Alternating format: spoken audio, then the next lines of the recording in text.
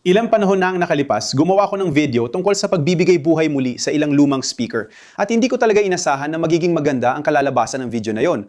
Pero sobrang naging maganda ang resulta, kaya naisip ko. Sa palagay ko, baka gusto rin ng iba ng tips sa mga device para mapadali ang buhay at mabigyang buhay muli ang sirang gamit. Kaya kung ikaw, tulad ko, ay may maraming remote control sa bahay at na-stress ka na sa dami ng mga ito, o baka naman lagi kang nahihirapan sa pagpindot ng parehong button. Yung parang desperado ka nang malaman kung may natitira pang lakas ng baterya o baka sira na talaga. Ngayon, ipapakita ko sa iyo ito. At ito ay isang remote control pero universal. Nakasya sa dulo ng daliri mo.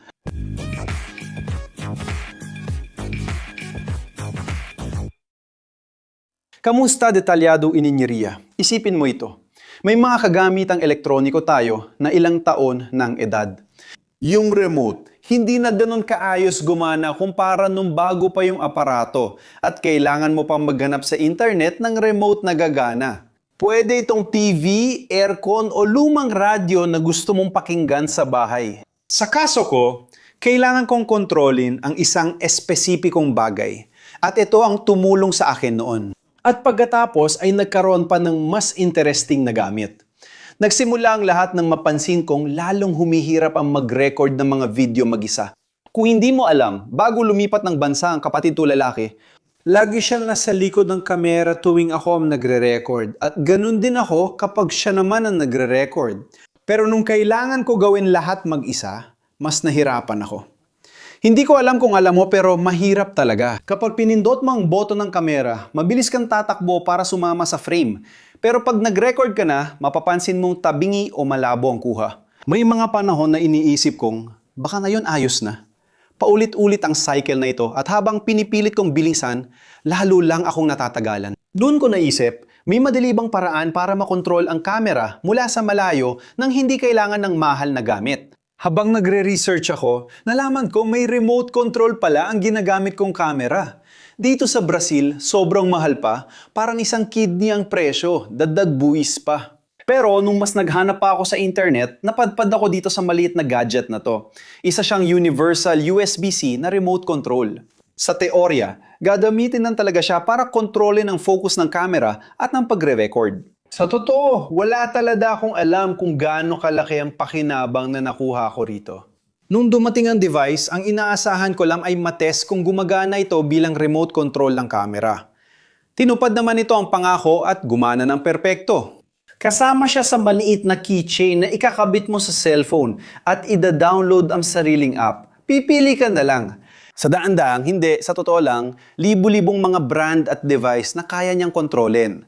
At doon ko nakita yung control ng camera ko sa app at ayun, tapos na. Ngayon, isang click na lang sa cellphone ko para simulan o itigil ang pag-record. Sa wakas, hindi ko na kailangan tumakbo-takbo para mag-record. Bago mo isipin na sponsored video na naman ito at sponsored ako, sasabihin ko agad na hindi ito sponsored. Hindi ko alam ang brand ito dahil itinapon ko na ang kahon at link na lang ng binilhan ko ang natira. Pero gaya ng ibang magandang kwento ng engineering, mas interesante ang mga natutuklasan mo sa proseso kaysa sa inaasahan mong mangyari. Doon ko lang napansin na ang remote ay hindi lang pala magsisilbing remote control para sa camera ko, kundi magiging universal remote control din pala siya. At posible ang lahat ng iyon dahil sa totoo lang, isa siyang infrared emitter, yung parehong uri ng signal na ginagamit pa rin ng maraming lumang remote hanggang ngayon. Napaisip tuloy ako. Anong mga klase ng aparato ang kaya kong kontrolin gamit ito? Ilang segundo lang ang kailangan para mapatunayan ko na yung lumang telebisyon sa sala na inaabot ng 4 na segundo bago tumugon sa orihinal na remote.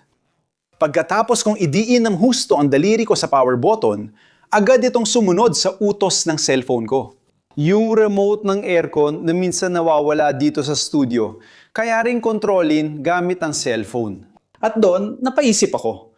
Kung gumana siya sa TV at aircon, ano pa kaya ang kaya kong kontrolin gamit ito? Gamit ang gadget na to. Dito, ang cellphone ko at cellphone mo ay nagiging universal remote para halos lahat. TV, sound system, aircon, projector, ceiling fan, robot, vacuum, at pati na rin ang simpleng recording camera ko. At ito ang nagbukas ng bagong pinto para sa isa pang sitwasyon na ilang buwan ko nang kinakaharap, isang tahimik pero malamig na laban. Ang digmaan sa aircon sa opisina. Alam mo yung katrabaho mo dumarating sa trabaho na nakamakapal na jacket, imbis na hubarin ang jacket, dumidiretso siya sa aircon at nilalagay ito sa pinakamababang temperature. Ganon siyang kumilos. Parang ang aircon, sa totoo lang, kailangan magpreserba ng karne na parang refrigerator at hindi para makisama sa mga tao sa komportableng temperatura. At umuupo ako mismo doon sa ilalim ng aircon. At habang yung iba ay komportable, ako naman ay giniginaw buong araw na nangginginig ang baba ko. Ang tanong ko palagi ay, bakit may mga tao na iniisip na ang 16 na degrees ay isang katanggap-tanggap na temperatura para magtrabaho? Kaya isang araw, parang isang epipanya, naalala ko na ang cellphone ko ngayon ay isang universal na remote control. Dinala ko ang maliit kong universal USB-C keychain, binuksan ng app, itinapat ng palihim sa aircon at pinindot. Parang mahika, di alam ng mga tao paano mula 16 na degrees naging 22 degrees ang aircon. Sa wakas, nakapagtrabaho ako nang hindi nagyayelo at walang nakakaalam kung sino nag-a-adjust ng temperaturo.